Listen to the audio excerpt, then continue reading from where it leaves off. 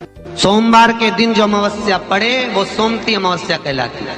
क्या करना पड़ता है उस दिन? पीपल के पेड़ की परिक्रमा करो या तुलसी की परिक्रमा करो या पूजन करो, पाठ करो, कुछ भी करो, पर सोमती के दिन दान करो, पुण्य करो, सत्कर्म करो, भजन करो। तो सोमती अमावस्या का विधान इतना शास्त्र क्यों कहता है कि सारी अमावस्याओं में प्रबल सोमती अमावस्या, शनिचरी अमावस्या से भी बड़ी अमावस्या सोमती कहलाती है। हमारा जितने भी ग्रह, सारे ग्रह चंद्रदेव के साथ मिलकर भगवान शंकर की आराधना में डूबते हैं, और भगवान शंकर की आराधना में डूबते हैं तो उस दिन जो किया हुआ दान पुण्य सत्कर्म है वो हमारे, आप लोगों को मालूम होगा, पितरों की 3 गतियां, पितर, आहुत, वासुक। कितने? 3।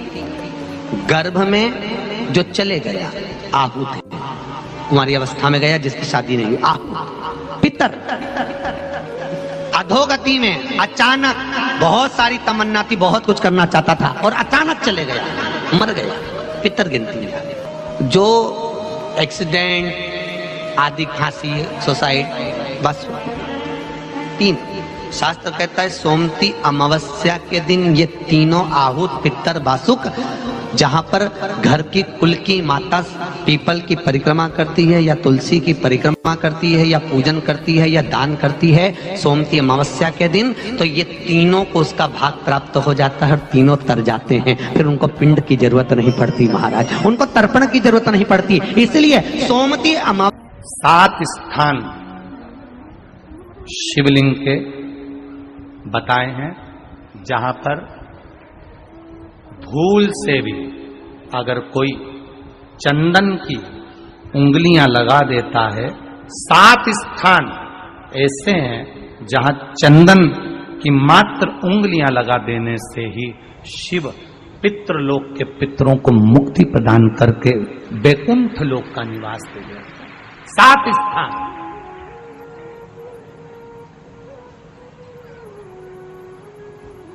और वो 7 स्थान जो चंदन के बताए गए हैं, पहला भगवान देवाधिदेव महादेव के शिवलिंग पर चंदन का लेपन।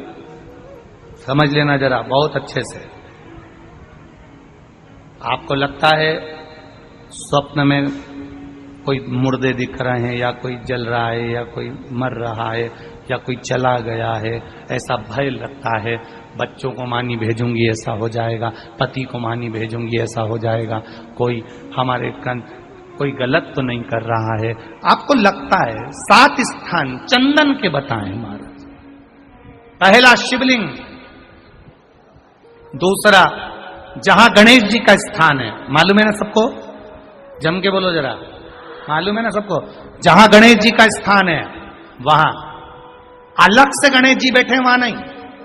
शिवलिंग में जलाधारी के ठीक सामने राइट में गणेश, लेफ्ट में कार्तिकेय, बीच में अशोक सुंदरी।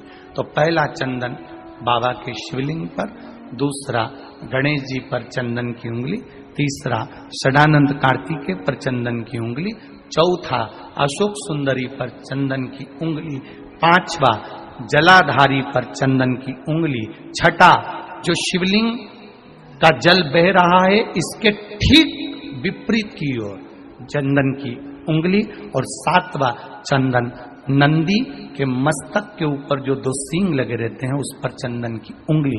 ये कब लगाई जाती है? या तो अमावस्या के दिन। आपको लगता है कि हमारे पूर्वजों का उद्धार नहीं हुआ, हमारे पूर्वजों का कल्याण नहीं हुआ, कहीं अधोगति में कोई चला गया है, उसका बस एक बार, रोज नहीं जरूरत है, प्रतिदिन जरूरत ही नहीं, महीने में एक बार अगर अमावस्या के दिन भी आपने चंदन के थोड़ा सा चंदन अगर मेरे देवाधिदेव महादेव को 7 स्थान पर